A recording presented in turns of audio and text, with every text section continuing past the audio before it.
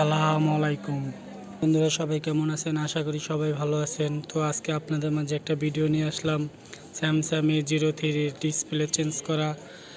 তো কাস্টমারটা আমার কাছে আসছে, আসার পরে আমি বলছি, ভাই এইটাকে এইভাবে আছাড় মারছে কে? কাস্টমার বলে যে বউর সাথে জিদ করে তারপর আছাড়টা মারলাম। আমি বলছি যাই হোক, এখন জিদ করে যে আপনি আছাড়টা মারছেন, মাইরে তো লস টাকা আর হয়েছে আপনার নাকি আপনার বউর? কয় ভাই আমারই লস হয়েছে। যাই হোক, এখন কত টাকা পড়তে পারে? আমি বলছি ভাই এইটা বডিটা যদি সোজা করতে পারি তাহলে তো বেশি খরচ যাবে না, এখন কি বলেন আপনি? কয় না ভাই বডি দেখা চেঞ্জ করে দেন।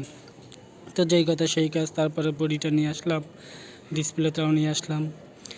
নিয়ে আসার পরে কাস্টমারের সাথে বিল টিল কইরা তারপরে আপনার কাজটা করলাম সুন্দরভাবে। একটা ক্রাউনের ডিসপ্লে নিয়ে আসলাম অরিজিনাল কালার।